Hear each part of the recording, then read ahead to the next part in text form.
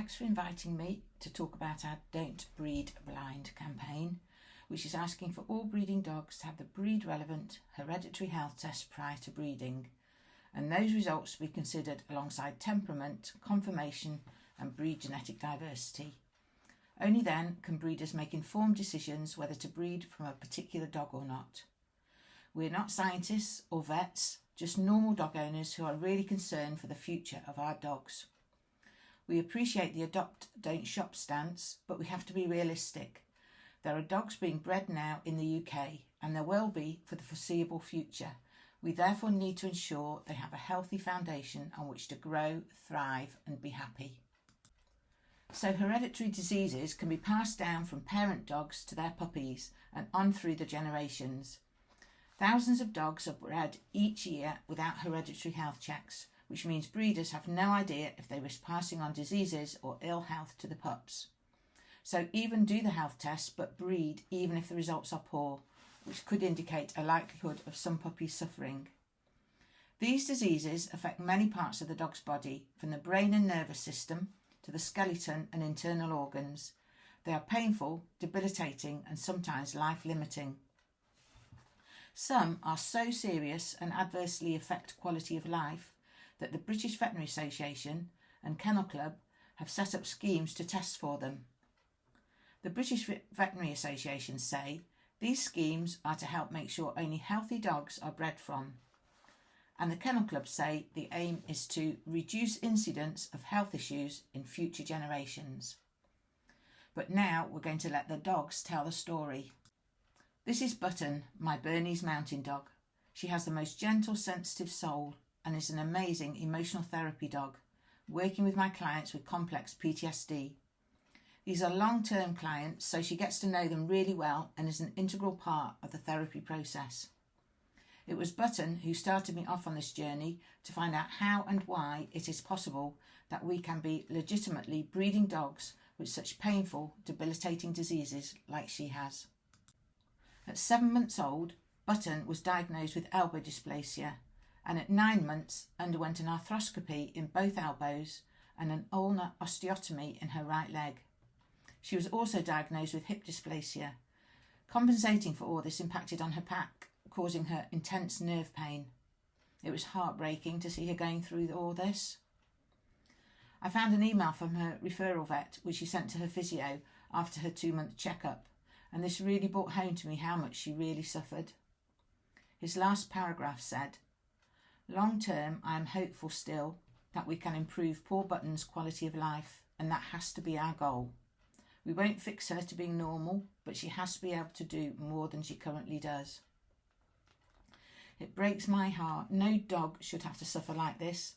We shouldn't be talking about quality of life. It should be a given.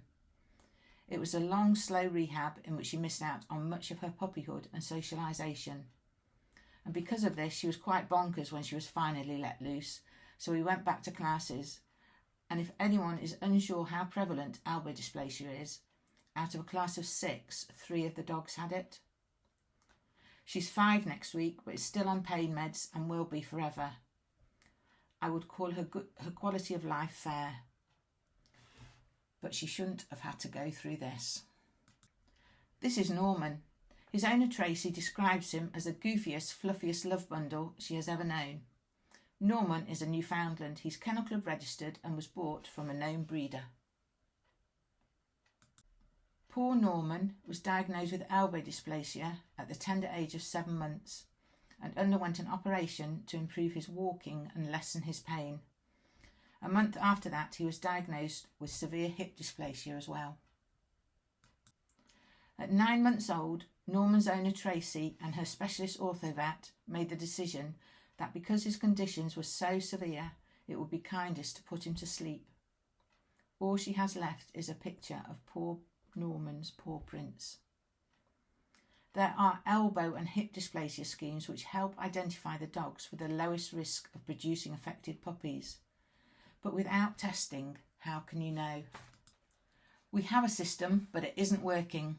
Some puppies are born to health-tested parents, but thousands aren't. We want equality for all puppies, which means all breeders have to do the relevant hereditary health tests on their breeding dogs. Breeders who have more than 3 litters a year have to be licensed. The licensing regs don't actually specify which tests should be done or what results are acceptable to breed from. A recent survey showed less than half who should be were actually licensed. And there's still thousands of breeders breeding 1 or 2 litters a year who don't come under these regulations at all. Then there are Kennel Club assured breeders, not to be mixed up with Kennel Club registered. Kennel Club assured breeders are required to do some of the hereditary health tests which are relevant to their breed, but not necessarily all of them. Only a very small percentage of breeders are assured. Everyone else is under no obligation to hereditary health tests prior to breeding, and crucially, the puppy buying public is largely unaware of the hereditary health risks to the puppies. And then there's Kennel Club registered dogs. We were shocked to find this out during our research and hope the puppy buying public can be made more aware of this. If a dog is Kennel Club registered, it only means a dog has been registered on a Kennel Club database for the purpose of pedigree information.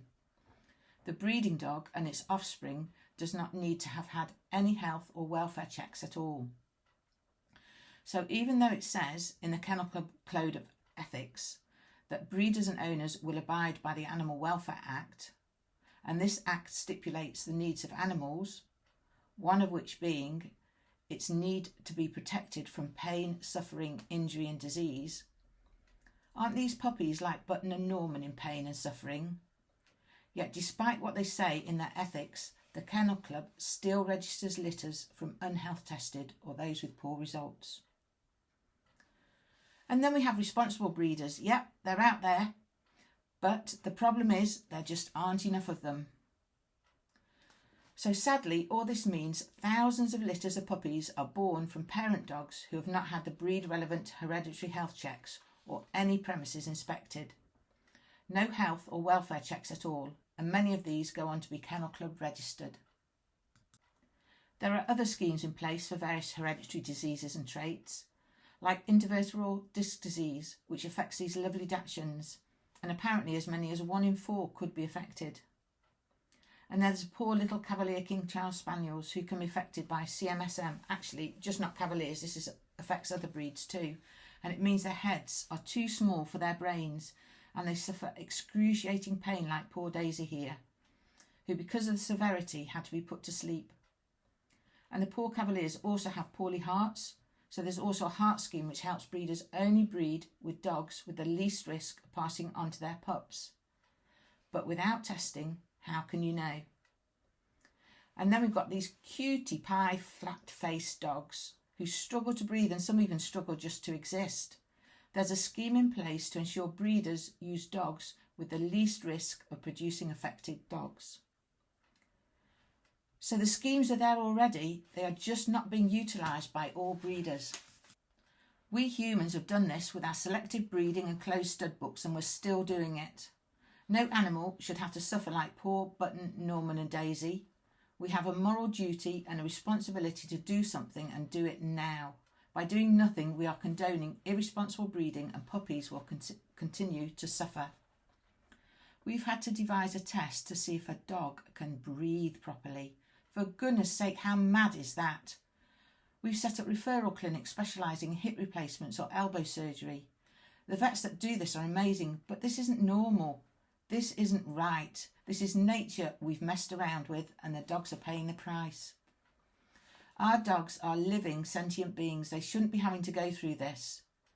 So many dogs are affected. Even some of the dogs who are awarded places at Crufts are walking around with elbow and hip dysplasia. And these are the creme de la creme of the dog world, supposedly. In a nutshell, we're asking for all breeding dogs to have the breed-relevant hereditary health test prior to breeding to ensure only healthy dogs are bred from. The licensing regs, clause 6.5, to include a list of breed-specific hereditary health tests stating which results are acceptable to be bred from, while also considering temperament, conformation and breed genetic diversity. And if all breeders are either licensed or registered, this clause can be applied to all breeders, whether they breed 1 litter in a lifetime or 100. Only then will all puppies have the same chance of leading a healthy, happy life, and puppy buyers be able to buy only from responsible breeders. This is what our campaign asks people to do. If you've got the time, please download the letter supporting our campaign off our website and send it to your MP, and also help us raise awareness by sharing our social media posts. But most importantly, encourage anyone buying a puppy to research the breed and find out what tests should have been done on the parent dogs, and crucially, what do the results mean. The Dog Breeding Reform Group has some brilliant infographics like this on many of the most popular breeds. They tell you what tests should be done and explains what the diseases are. We're told to buy responsibly, but there just aren't enough responsible breeders. It can't just be left up to puppy buyers.